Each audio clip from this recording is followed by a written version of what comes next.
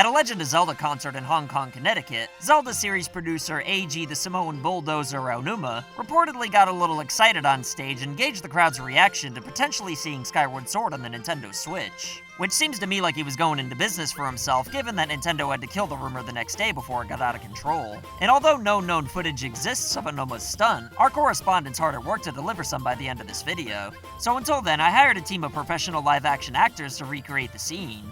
All in favor? Aye! All opposed? Nay. But just because Nintendo claims there's no plans for Skyward Sword to come to the Nintendo Switch right now, does that really mean it'll never happen down the line? And more importantly than that, given how stacked 2019's lineup is, does the Nintendo Switch really need more ports right now? Well, put my Uncle Eddie who smokes cigarettes while wearing nicotine patches to bed, press the subscribe button if you haven't already, and allow me, the 3 billion and third strongest man alive Cameron, to go over the pros and cons of Skyward Sword and ports in general coming to the Nintendo Switch in the near future.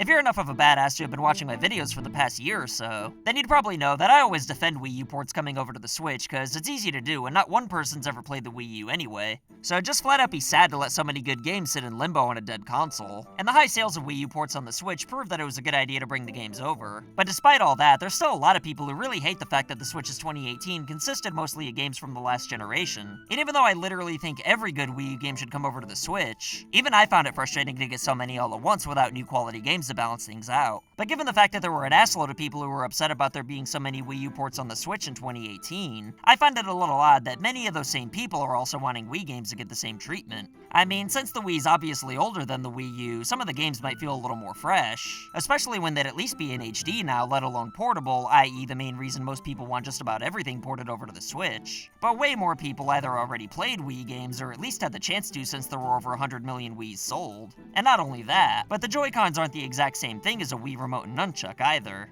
So the motion controls would probably have to be reworked altogether, and it wouldn't be like copy and pasting games over like it was for the Wii U. And speaking of motion controls, doesn't everybody hate Skyward Sword for that very reason? I mean, personally, I like the game and think it has the best dungeons in the entire series. But much like Twilight Princess, people loved it at first, then decided they hated it, and then decided they loved it again once rumors of an HD remaster started. At any rate though, while I'm down for just about any classic Nintendo game getting an HD remake on the Switch, I'd rather hold off on most of them for a little while, with the exception of the Metroid Prime trilogy, since Metroid Prime 4 is expected in the foreseeable future, and it'd be nice to let people catch up with the series on the Switch like how Luigi's Mansion was ported to the 3DS of all things to freshen people's memory for Luigi's Mansion 3. But aside from the Metroid Prime trilogy, which wouldn't be ported over just for the sake of doing it, I think we're long overdue for some original Switch content after 2018's drought. And I realize some people might want to kick my ass with their fist for calling 2018 a drought, but aside from Cardboard, Octopath Traveler, and a few decent but not stellar first-party games, the first 10 months of 2018 were mostly just full of Wii U ports. And now that we're in the beginning of a flood full of top-shelf games that could easily keep us happy for a full year, I don't think there should be any urgency for more ports on the Switch in 2019 outside of the one we're getting in January, and of course the Metroid Prime trilogy. Not just because we'd have to tap into our dad's college funds to be able to afford everything, but because who even has the time for 2019's lineup in addition to older games we might have already played before? I mean, with titles like Fire Emblem, Yoshi, Animal Crossing, Luigi's Mansion, and the 8th generation of Pokemon confirmed for 2019, with other heavy hitters likely to come out in the same year, plus the games that haven't even been announced yet, where would you even fit ports into the release schedule, whether they be from the Wii, GameCube, or Apple Pippin? I mean, it'd be very unlikely to have more than one or two notable first-party releases every month without fans losing some gold in the shuffle. And since this would be very likely thanks to the human mind's fondness for nostalgia, it'd be pretty lame if some good new games were overlooked in favor of classics. So while I do want pretty much every notable Nintendo game in history coming to the Switch eventually, I think those games should be saved for when major releases start to slow down so nobody gets distracted from newer content, which should definitely always be the priority, even if some of the older re-releases were for Nintendo's poopy online service. And personally, I'd rather just have HD remakes than anything past the 64 ending up on that service anyway. I don't want to rent, I want to own. Then go get a job. But either way, I think it's safe to say that Skyward Sword, as well as most key Wii and GameCube games, will end up on the Switch one way or another. As they should, by the way. Because after all, the Nvidia Shield of all things got Skyward Sword in China, so I don't see what held it back from coming to the Switch everywhere else. Well, aside from having to reconfigure the Wii remote controls to work with the Joy-Cons, or dare I say, maybe perhaps the Pro Controller. I mean, I doubt it'd be hard to do. I know a lot of puzzles and enemies revolve around being able to freely wield your sword, but couldn't that just be reconfigured to the right analog stick?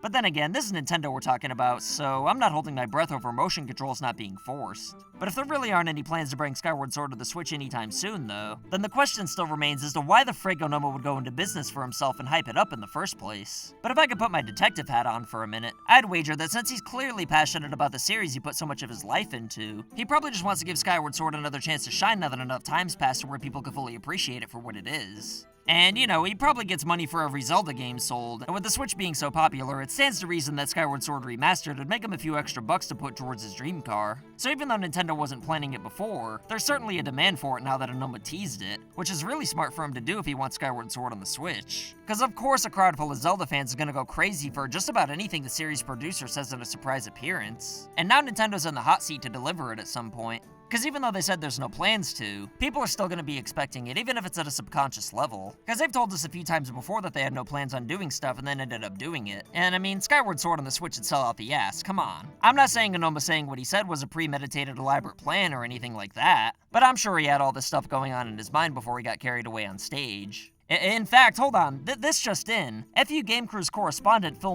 Butts just turned in this exclusive footage of both Onoma's announcement, as well as Nintendo's president Shintaro Furukawa's reaction. Not supposed to be here.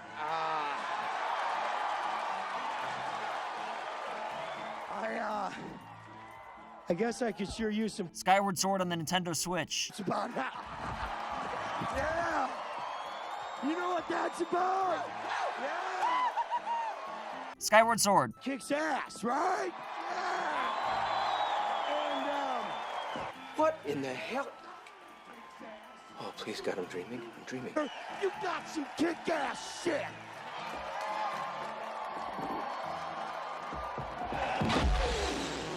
Oh, God, I'm a dead man. I'm hyperventilating.